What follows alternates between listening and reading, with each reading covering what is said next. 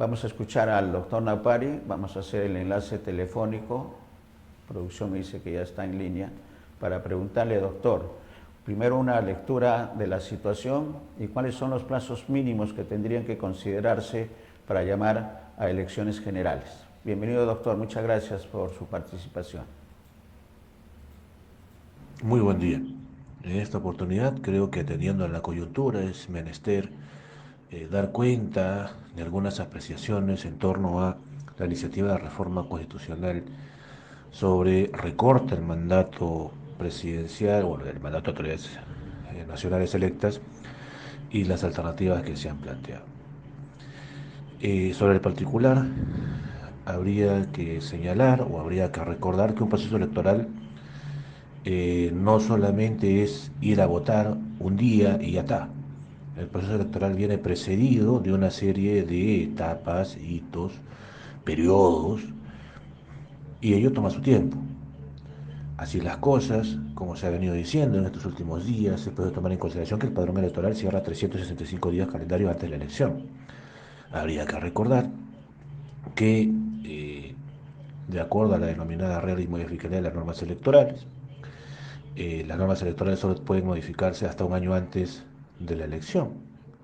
Habría que recordar que la convocatoria se hace 270 días calendario antes de la elección. Habría que recordar que, aunque no se aplicaron en el 2021 y en el 2022 a consecuencia del COVID, si es que no vuelve a ocurrir una suspensión, la selección de los candidatos presidenciales y de 4/5 de las listas de candidatos al Congreso serían elegidos bajo la modalidad de elecciones primarias abiertas, simultáneas y obligatorias. Es decir, tendría toda la ciudadanía que ir a seleccionar los candidatos de cada organización política. Y eso evidentemente toma tiempo porque esas elecciones primarias abiertas y obligatorias estarían a cargo del sistema electoral, no de cada organización política. Habría que recordar también que las solicitudes de inscripción de este candidato se presentan hasta 110 días calendario antes de la elección. Habría que recordar que la legislación vigente establece que si uno quiere participar en la contienda electoral, el partido político tendría que estar inscrito a la fecha de vencimiento del plazo de la convocatoria, ¿no? Habría que recordar también que las normas vigentes establecen que si yo quiero participar o quiero ser candidato a cargos de justamente de congresista o de presidente, tendría que haber estado un año antes a la fecha de realización de las elecciones primarias, ni siquiera de las elecciones generales, al partido político por el que quiero postular, ¿no?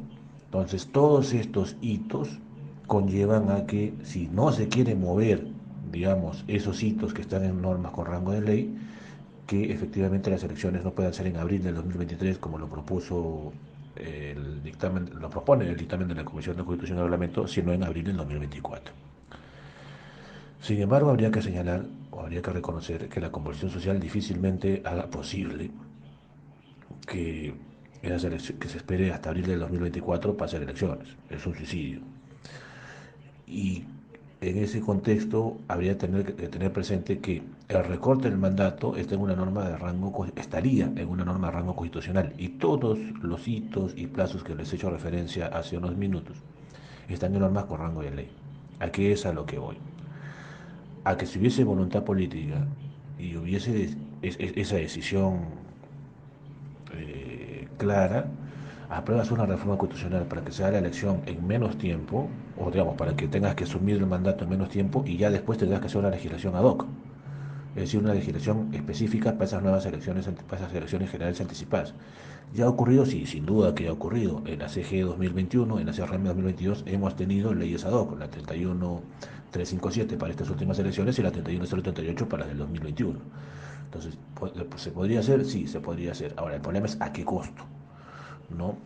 Porque el gran problema ahí es que se viene diciendo en 4 meses, sí, pero ojo, podríamos terminar con el remedio peor que la enfermedad.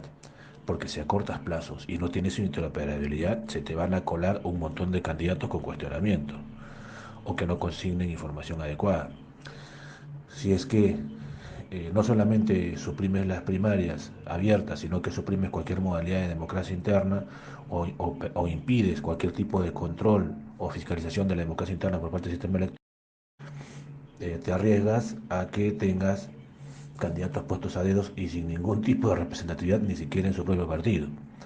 Si es que, por ejemplo, acortas esos tiempos y no mueves la regla de hasta cuándo tengo que inscribir el partido para poder participar, reduces el universo de potenciales organizaciones políticas participantes en esas elecciones generales.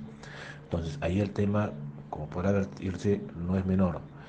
Y habrá que evaluar, sin lugar a dudas, dónde quisieran cortar o tijeretear para hacerlo en menos tiempo. Pero, claro, particularmente creo que si bien lo técnicamente adecuado es hacerlo en abril de 2024, políticamente y socialmente es inviable. Pero por otro lado, considero que también es técnicamente inviable hacerlo en abril del próximo año.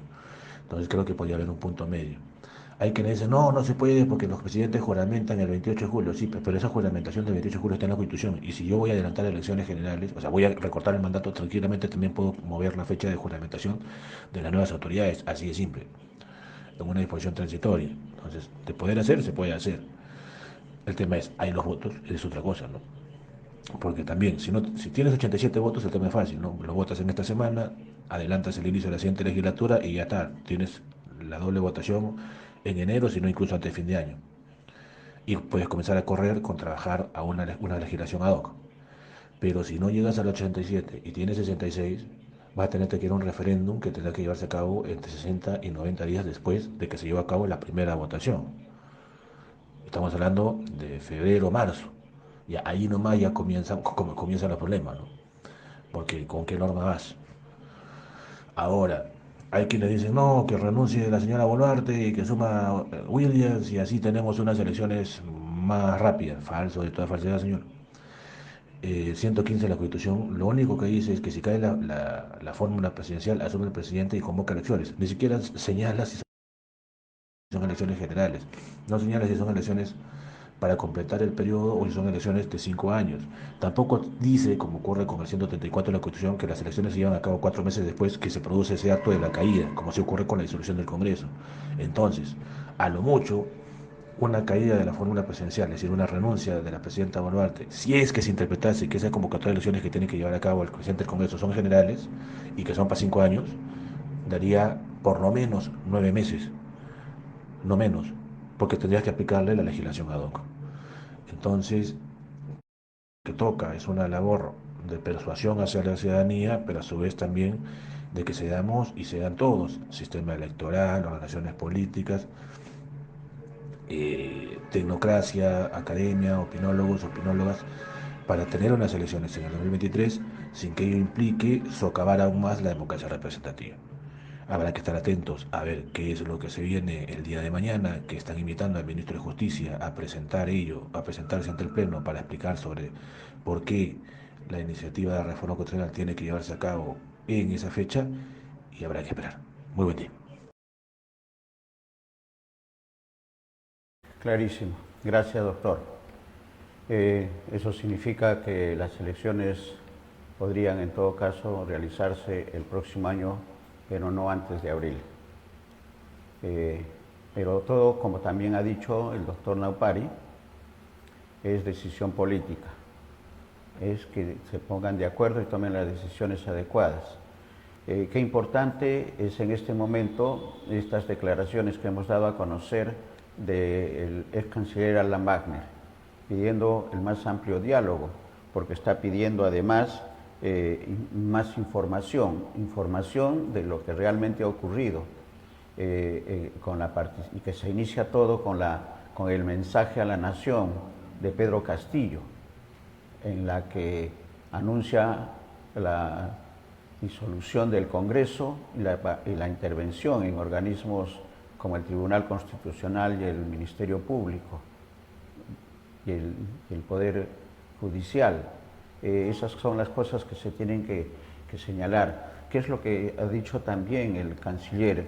Que se convoque de inmediato al Consejo de Estado y al Acuerdo Nacional.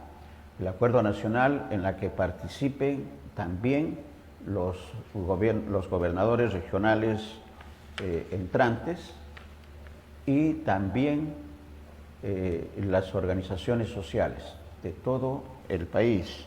Esa es las recomendaciones, la convocatoria que alcanza Alan Wagner con respecto a buscar soluciones.